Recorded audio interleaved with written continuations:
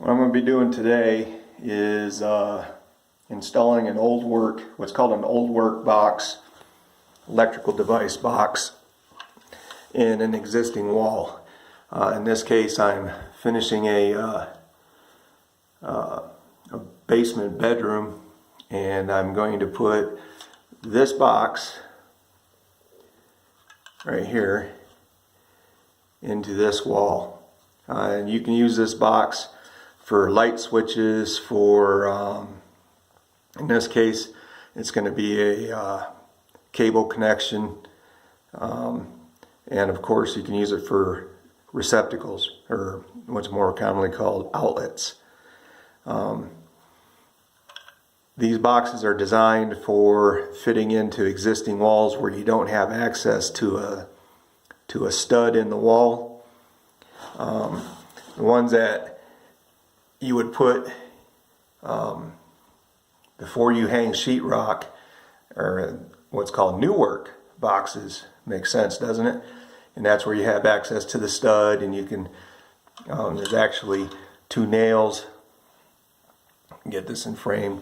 Two nails, or one on the top, one on the bottom at kind of a 45-degree angle, and you set it up there to the box and set your depth. In this case, you're using 1/2-inch sheetrock, so it'd be a 1/2-inch proud, or setting out from the stud. In this case here, with the existing wall already, what I'm going to do is I'm going to put this box here, because they didn't run the cable behind this wall. You know, it'd make more sense to set it somewhere out here next to this receptacle, but they didn't. So right here I have a closet. Open the door, and you can see where they did the cable drop, and I've got a whole mess of it down here. So what I'm going to do, show you the back side of the wall. Now I do have access to the studs back in here, and I could use a new work box, but I'm just going to use an old work box, and we're going to put that in. So come back out here. Tools I'm going to be using. First, I'm going to start with a tape measure like this, and what I'm going to do is I'm going to set it in this wall to the same level as the other receptacles around here. That one's actually a little bit lower. According to the National Electric Code, your minimum, let me get this set up, your minimum height for receptacles is normally 12 to 18 inches. And we'll check this one here, see what we got. Alright, that's roughly 18 inches. And they can be as high as 4 feet up the wall by code.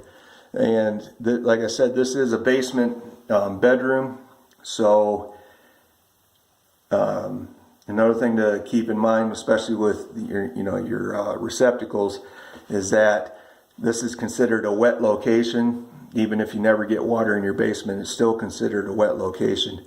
So your outlets, or your receptacles, they're required to be GFCI, which is ground fault circuit interrupter receptacles, or the whole circuit needs to be serviced by a GFCI breaker up in the panel. With the exception of outlets or receptacles that are going to service an inductive load, meaning something that requires a surge of power to start running. Normally in basements you're talking about refrigerators, freezers, chest freezers, and most definitely your washing machine. You don't want to have that on a GFCI, and you're not required to, because it requires a surge of power to get it going when you first start it, and more than likely it'll trip that GFCI every time it comes on. So if it's serving what's called an inductive load, it's not required to have a GFCI or to be serviced by a GFCI breaker. And as you can see, these are just normal outlets. It's cheaper to buy a GFCI breaker and for this whole circuit that serves this area of the basement than it is to buy a bunch of GFCI outlets. One GFCI receptacle or outlet will cost you anywhere between $10 to $15, and when you start adding that up, just in this room alone, it'd probably be it'd be $80 for receptacles. A GFCI breaker you can usually pick up for $25 to $35. So the only drawback to that is if the GFCI breaker keeps tripping on you, then you got a problem and you don't know exactly where it's at in that circuit. Whereas if you have individual outlets and receptacles, then if you've got a problem with one particular receptacle that keeps tripping the GFCI, then you know you got a problem there.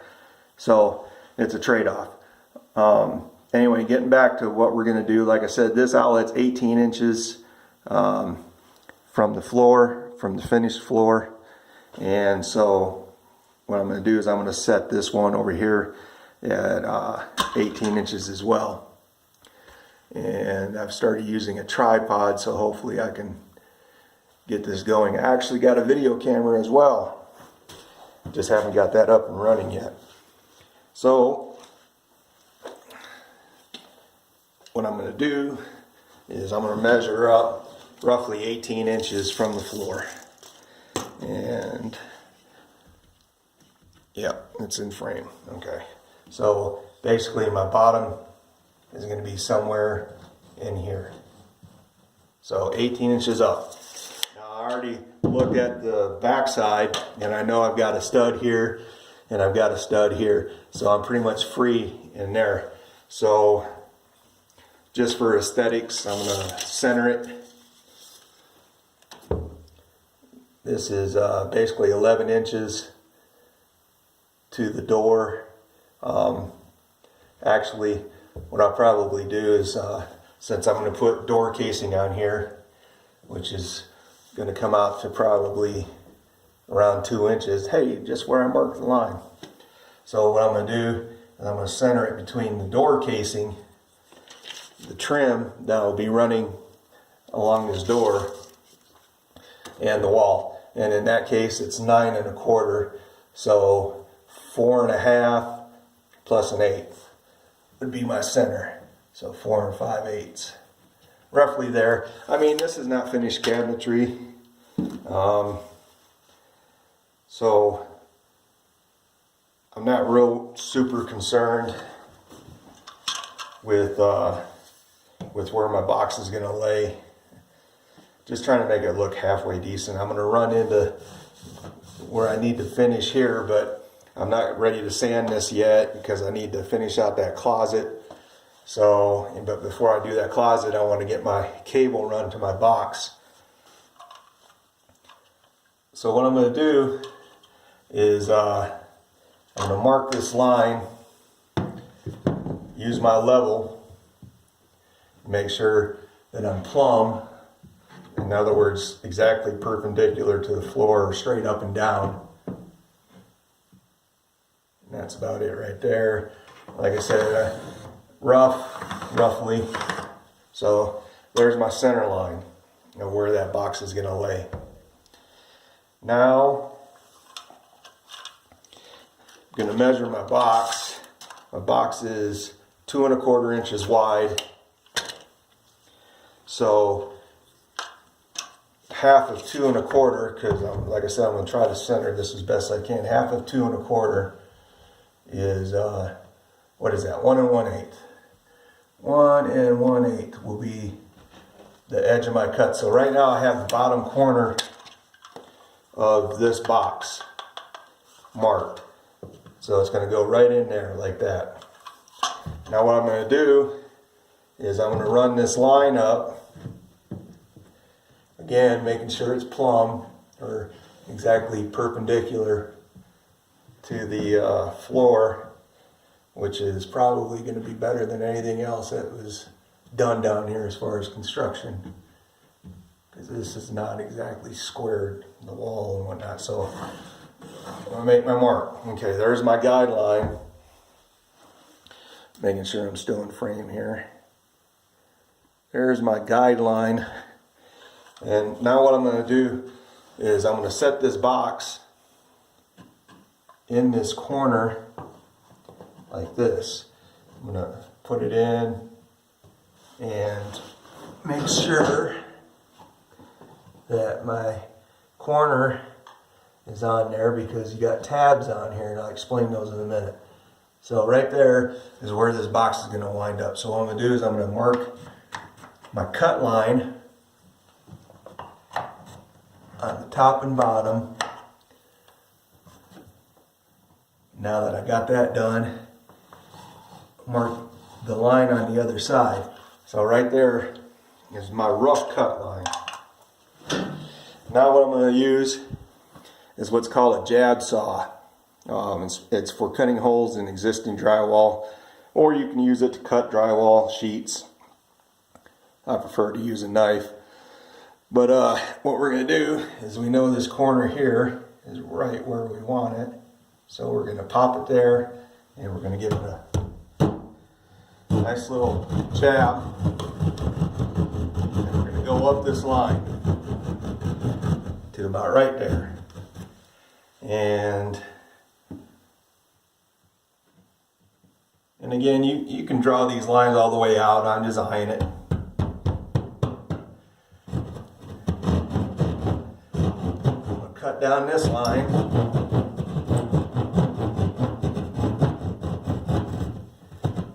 To about right there.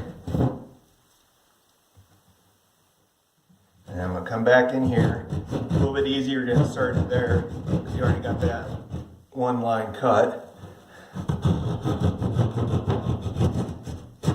And then there's your hole. Now we'll test fit this box. And it should fit in there. Might be a little tight.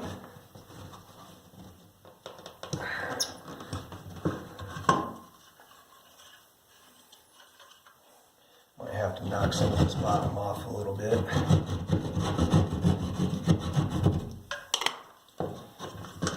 Stick it back in there. And it's still catching. A little bit more at the bottom or the top.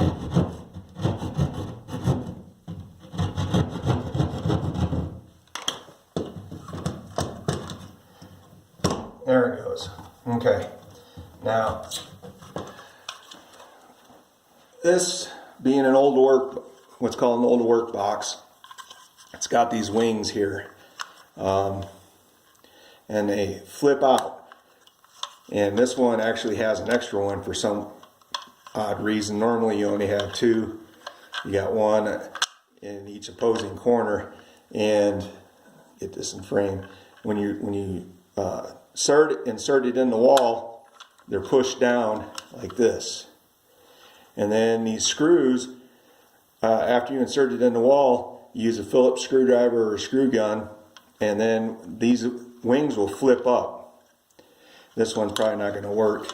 I might as well just take it off because it doesn't have a stop. But anyway, this has got a stop right here. So when this flips up, then as you're screwing it in, it draws this wing in and actually pinches this box into the wall. So let me move this around a little bit. Getting used to the new tripod makes it a lot easier. So what I'm going to do is I'm going to take this other wing off. Why it's there, I have no idea. Guess they had an extra one sitting around. Alright. So what I've done is I've taken that wing off. So now I got one in each opposing corner. Got here, and it's going to go against that stop, and then you got another one up on the top. That's going to do the same thing. It's going to go hit that stop and then start sucking in when you're screwing it. Now you don't want to over tighten these because it's just plastic. So you can kind of feel when it starts to cinch up, when it sucks up against the wall. There you go. It's nice and tight. Let me go back, show you what I'm talking about inside the closet itself.